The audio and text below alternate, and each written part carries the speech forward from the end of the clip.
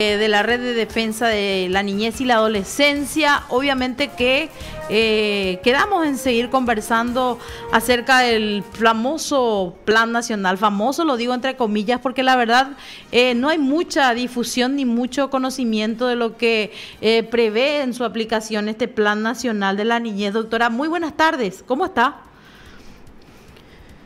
¿Cómo están? Un gusto compartir este momento con ustedes y con toda la audiencia. Bueno, de hecho lo que pudo haber cambiado en este panorama es un pedido de interpelación, ya que está previsto en la Cámara de Diputados contra la titular del Ministerio de la Niñez, la señora Teresa Martínez. Y bueno, ¿en qué cambia esto? De alguna forma lo que podemos nosotros anticipar es la objeción de algunos sectores y la disconformidad por sobre todas las cosas de algunos integrantes de la Cámara de Diputados en torno a este proyecto que, como le decíamos, lamentablemente no conocemos a profundidad y que a criterio de algunos tiene algunas cuestiones que pueden ser hasta peligrosas de aplicarse en un futuro, doctora. Sí, bueno, el pedido de interpelación responde a una preocupación generalizada que se dio en estos últimos días y que los padres de familia hicieron extensiva a las autoridades. Y eso se materializó en aquella audiencia pública de la semana pasada, ¿verdad? En donde la ministra había sido convocada para escuchar el quebranto de los padres de familia, de los ciudadanos, y todos estuvimos muy pendientes de esa audiencia. Yo creo que el Paraguay entero estuvo mirando y realmente se lamentó mucho de que la ministra no haya comparecido, porque cuando hay algo que la ciudadanía está pidiendo, porque realmente tiene una preocupación, no es muy feliz de parte de una autoridad pública hacerle eso a los padres, a la familia, a los ciudadanos, ¿verdad? Yo creo que no fue muy acertado. Entonces, posterior a eso se dio el pedido de interpelación y es lo que escuché en las argumentaciones de los diputados que estuvieron exponiendo ahora en la sesión, de que la ministra necesitaba presentarse no solamente para dar cuentas a las cámaras o a los legisladores que la habían convocado, sino que a toda la ciudadanía. Cuando hay una preocupación de esta naturaleza, no es posible huir, digamos, de presentarse y de exponer, porque también es un mecanismo para que en este caso la ministra pueda dar su versión de los hechos, ¿verdad? Ahora, más allá de este mecanismo legítimo que está estipulado en la Constitución Nacional, hablando ya propiamente del Plan Nacional, es muy preocupante lo que ocurrió si hacemos un análisis objetivo. Cuando se presenta este plan, ya se presenta como algo que se tiene que ejecutar. Según lo que estuvimos viendo, en julio de este año fue lanzado el plan. Fue publicado un resumen ejecutivo, eso se puede encontrar en la página inclusive del Ministerio de la Niñez y Adolescencia. Pero este resumen ejecutivo, sí, consta de 39 páginas, ¿sí? Ahora bien, el plan íntegro consta de 156. ¿Por qué? Porque tiene los anexos correspondientes. Bien, y en este plan se empieza a desarrollar varias cuestiones y al inicio, en la página 10 específicamente, habla del rol hegemónico y del rol de principal garante que según el plan tiene el Estado en relación a la ejecución de este plan, ¿verdad? ¿Y qué es lo que se entendió? Que esas afirmaciones que estaban plasmadas atentan contra lo que dice la Constitución Nacional, de que es la familia el que tiene, o son los padres, los principales garantes en la protección de los niños y adolescentes. Entonces, lo que está sucediendo es, con eso, con esas afirmaciones es decir, no, de ahora en más el Estado se abroga ese rol de principal garante y lo dice así expresamente con esos términos. Pero esto no sería tan preocupante quizás, ¿verdad? Aunque entendemos que es inconstitucional, si es que en este plan además no se presentara o no se consignara el enfoque transversal de género en todas las políticas que se va a desarrollar a partir de este plan. Y este plan está direccionado a niños desde los 0 años. Y bueno, muchas doctora, preguntan sí, o dicen, pero género es igual a lo femenino, masculino, varón o mujer. Y yo les tengo que decir que lamentablemente no lo es. Nosotros tenemos que empezar a recurrir a los documentos oficiales e internacionales que son los que a nosotros nos imponen esta terminología, porque esto no proviene de Paraguay propiamente, esto nos viene de arriba, viene de afuera, ¿verdad? Porque es una agenda global. Bueno, dicho esto, a mí me ha tocado, inclusive hace poquitos días, verificar un documento que fue publicado en realidad por un organismo internacional que se dedica exclusivamente a niñez y adolescencia, y es el Instituto Interamericano del Niño, Niña y Adolescente de la OEA, con las siglas INOEA. Ese documento consta de 49 páginas, el título es Infancia y Género, y en la página 20, 21 y 22 habla del alcance que tiene el término género y el enfoque de género. ¿Y saben cuál es el ejemplo que dieron en el marco de esas explicaciones? El ejemplo que utilizaron eran las infancias trans. Entonces, cuando te encontrás con este tipo de cosas, claramente está ahí estipulado. Y por el otro, tus autoridades te quieren decir de que no es así, que vos nomás estás pensando mal, que en realidad tiene que ver. Entonces, ¿qué es lo que podemos pensar? Alguien está mintiendo o alguien está muy desinformado. Ahora bien, nosotros como padres de familia, como ciudadanos paraguayos, no vamos lamentablemente a poder quedarnos con los brazos cruzados si una autoridad está desinformada, porque la autoridad está obligada a informarse del verdadero alcance de aquello que está estipulado. Se cortó la comunicación. Ay. Vamos a recuperar el desarrollo de esta información, sí, que es sumamente importante, porque vos sabés que yo pienso y estoy tratando de evaluar incluso el riesgo y el miedo que tienen algunos sectores en la aplicación de este plan, Arturo, sencillamente porque viste que tenemos la prelación de leyes, la importancia, y está la Constitución. Por lo visto que murió la batería. Aquí estamos, lamentablemente. Ya está, ¿no? Sí. ¿Ya está, vuelta? Matías. Y te decía, Arturo, está la prelación de leyes y está describía ella como algo inconstitucional, pero ¿de qué manera puede repercutir, por ejemplo, un plan que no tiene, por ejemplo, justamente el alcance de una ley, ¿verdad? De una normativa. Claro. O sea, ¿a través de qué figura se estaría, por ejemplo, aplicando la pérdida de la patria potestad? Y quiere ser... O sea, viste que yo desde mi ignorancia me siento y analizo y digo, bueno, pues ¿por qué tienen miedo? ¿Por qué hablan de que hay detrás todo un plan para que los padres seamos casi personajes secundarios en la historia de nuestros hijos? De nuestro rol. De nuestro rol y de nuestro derecho, ¿verdad? Claro. En este caso. Pero ¿y cuál es el miedo? ¿Cuál sería la forma de aplicación? ¿Cómo se implementa un plan así? En un país en donde... En contraposición de la ley. Claro. A eso quería... Doctora, está de vuelta a la sí, veterana. Ya está. Ahora parece que nos escucha. ¿Doctora? Ahí ya... Está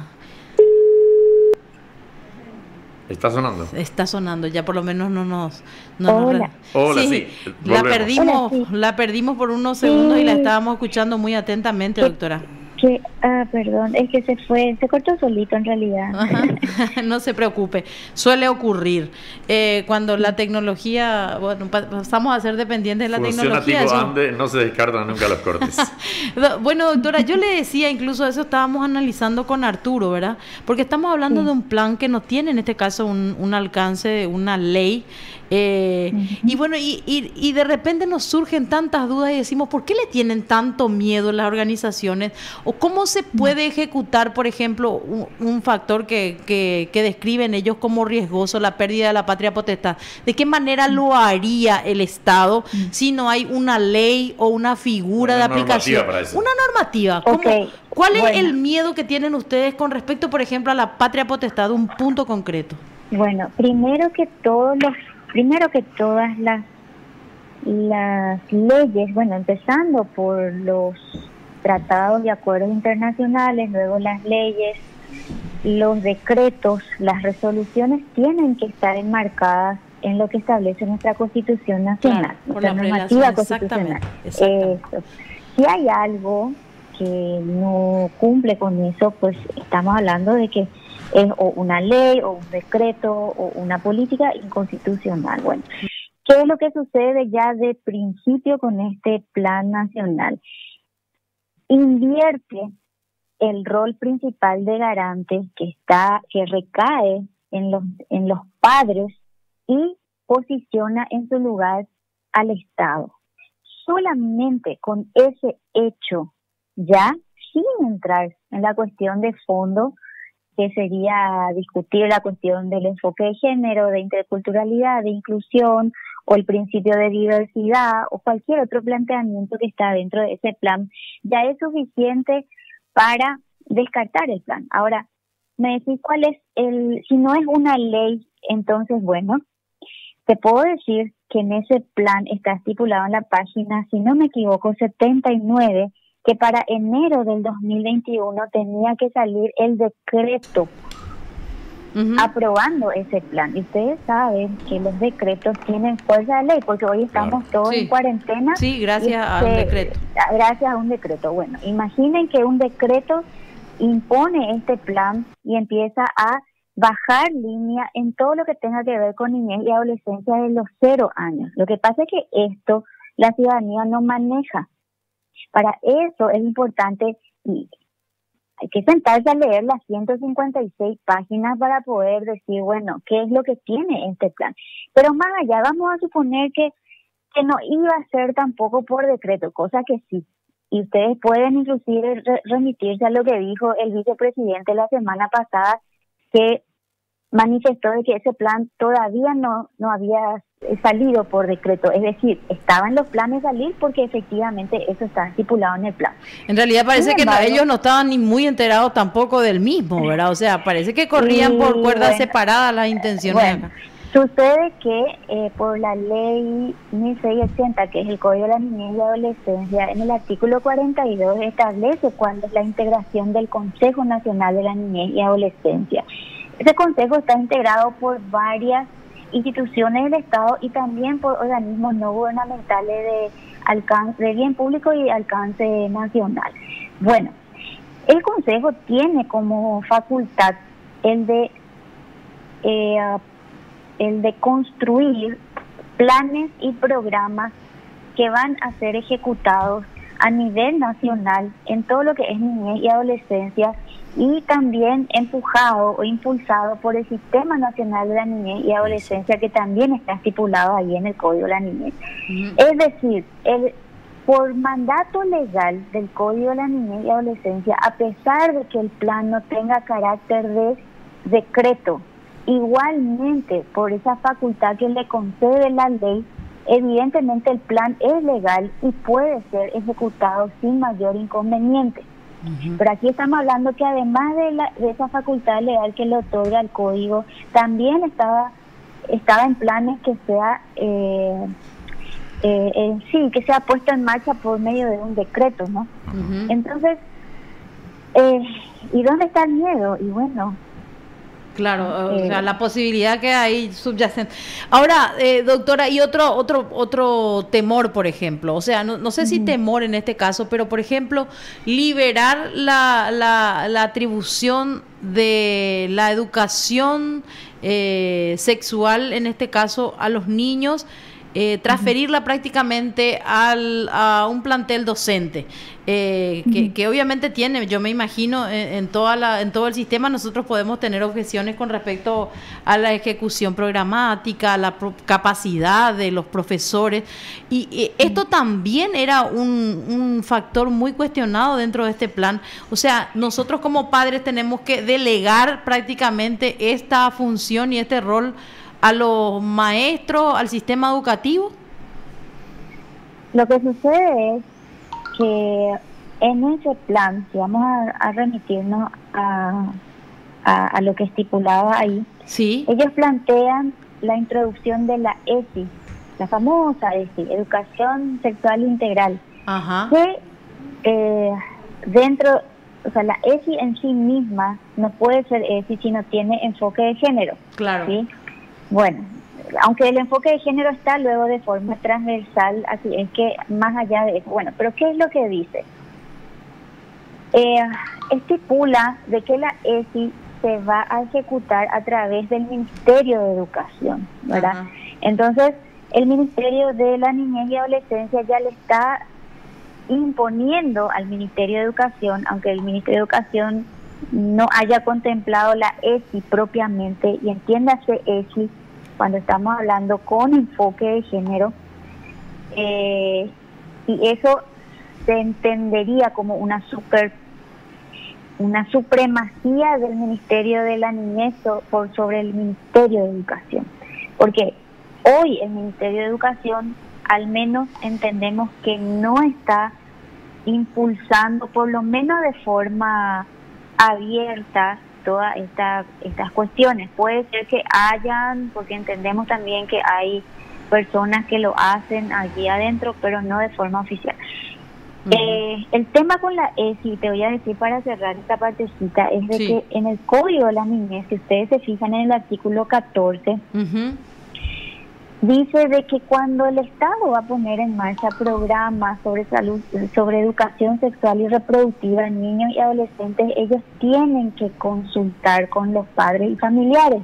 Y también dice que tienen que respetar los valores familiares. O sea, hay una imposición legal al Estado que cuando va a poner en marcha este tipo de programas sobre educación sexual y reproductiva, en el que los padres tuvieron que haber tenido participación, y no solo participación, sino que tienen que respetar los valores familiares. Entonces, ¿cuál fue el problema principal con este plan? Que ni una sola organización de padres, ni un solo padre fue consultado, pero ellos ya estaban introduciendo la ESI, que por ley tendrían que haber preguntado primero.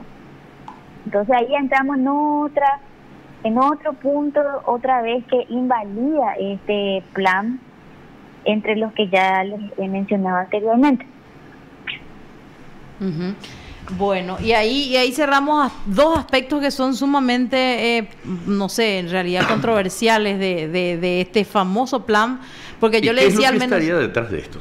Sí. Ya en el fondo, a nivel global. ¿Perdón? A nivel global, respecto a este plan, ¿cuál es la segunda intención, creen ustedes? ¿Qué es lo que estaría oculto detrás de esto? Yo creo que tendríamos que mirar un poquito lo que ocurre en los países en donde esto ya fue implementado. ¿Qué países, por ejemplo? Ampliamente implementado. Podemos ver a España, podemos ver a Canadá, podemos ver aquí al ladito nomás, Argentina, por ejemplo, y vamos a encontrarnos en qué sentido, cómo han impulsado, cuáles han sido las consecuencias. Hay materiales educativos que están siendo impulsados por los gobiernos de estos países, en donde claramente hay una promoción abierta de todo lo que es LGBT, de todo lo que es la hipersexualización de los niños, de todo lo que es el aborto, Y yo me atrevería inclusive a decir, y esto lo digo con conocimiento, porque está en un material que quisieron implementar aquí en Paraguay, de una suerte de promoción del incesto y de la pedofilia. Y eso está en un material que se rechazó y que lo que confeccionó esta organización que se llama SERPAC. El Servicio de Paz y Justicia. Así mismo. Ustedes pueden verificar, y les ruego que verifiquen, porque ustedes se van a espantar de lo que van a encontrar ahí. Vamos a mirar. Y tienen que mirar porque ellos plantean los tocamientos sexuales entre padres e hijos. Y eso es gravísimo. Claro, por supuesto. Entonces, si esto ya logró permear en nuestro país, yo no me imagino hasta dónde podría llegar si es que esto no se detiene a tiempo. Entonces, yo creo que la preocupación de los padres es muy genuina. Sí. Y bueno, y también era por eso que queríamos hablarle y bueno, también le agradecemos la paciencia para detallar estos aspectos que me imagino un altísimo porcentaje de la población ignora por completo, ¿verdad? Este tipo de cosas y es lo importante de ir desnudando algunas cuestiones que ustedes creen sacando la luz, las más conflictivas y las más preocupantes dentro de este plan, en donde finalmente, como usted ya lo planteaba al inicio, también por lo menos la Cámara de Diputados está planteando una inquietud, sí señor, una inquietud muy clara con la interpelación de la responsable de la cartera de la niñez, que sería la impulsora y la promotora principal de la aplicación de todo esto. Doctora, de hecho le agradecemos mucho el tiempo por compartido y los detalles. Perdón, doctora, ¿ustedes tienen digitalizado el contenido del proyecto como para que podamos compartir? Sí, está, les puedo enviar sin ningún problema. Ajá, son 156 páginas. Me gustaría realmente que lean, para que podamos leer bien detenidamente. Tienen que leer. Y en realidad no es que tuvimos acceso nada más, porque yo estuve interesada hace casi una semana aproximadamente buscando información y realmente había cuestiones así muy contradictorias, ¿verdad? Y por eso le preguntaba incluso con respecto a los riesgos de la aplicación, si no es una ley, ¿por qué le tienen tanto miedo? Decía yo adentro mío. Pero en fin, obviamente que los riesgos están y por eso le repito yo el agradecimiento. Vamos a estar esperando los materiales que pueda facilitarnos, incluso lo relacionado al SERPAC sería estupendo y de alguna forma socializamos eso con la gente. Claro que sí, con mucho gusto les envío. Muchísimas gracias, ¿eh? No es nada, estamos a las órdenes. Buenas tardes. Muchas gracias. Usted está escuchando PDS. Bueno, era la doctora